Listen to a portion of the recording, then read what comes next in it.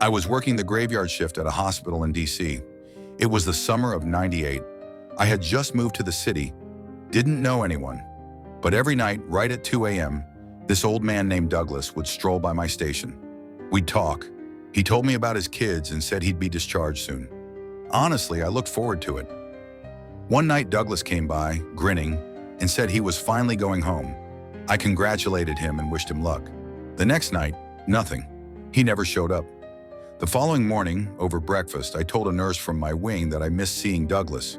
She paused, gave a soft smile. "Douglas was a sweetheart," she said. "Shame he passed." I blinked. "Passed? What do you mean?" "He told me last night he was getting discharged." She looked at me puzzled. "Douglas passed 8 days ago, around 2 a.m.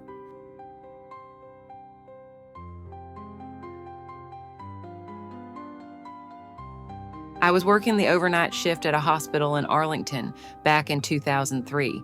Quiet night, nothing unusual, until the call light in room 209 started blinking. The thing is, that room had been empty for months. Renovation issues, no power, no patients, nothing. I called maintenance, they laughed it off and said it was probably faulty wiring, but it kept happening. Same time, 3:17 a.m. On the fourth night, I decided to check it myself, just to put my mind at ease. I opened the door, the air was cold and stale, like a basement, and then the intercom crackled. "Nurse, please." The voice was hoarse, weak, coming from inside the room. I turned to run, but the door slammed shut behind me. The next thing I remember, a nurse was shaking me awake in the hallway. She said she found me unconscious, outside room 209, with a patient wristband on my arm, one that read, "Admitted June 12, 1973.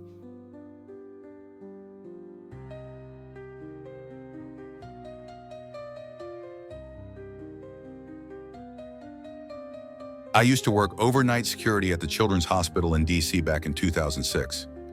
Most nights were uneventful, sad sometimes, but quiet. One floor had a locked playroom that was no longer in use. Something about renovations or funding, I don't remember, but it still had toys inside. You could see them through the little round window in the door. One night during my rounds around 3 a.m., I passed by that playroom and noticed the light was on. That was odd. It's supposed to stay off. I figured maybe maintenance had come through, but when I opened the door, it was pitch black inside. I flipped the switch. Nothing. The light wouldn't even turn on. But when I closed the door again and glanced through the window, the light was back on, and there was a small red ball, slowly rolling across the floor. I reported it. Maintenance swore no one had touched that wiring in months.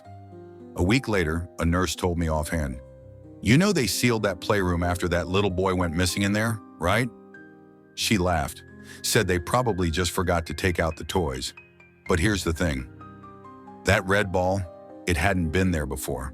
And the next night, there were two. Like and subscribe for more eerie tales.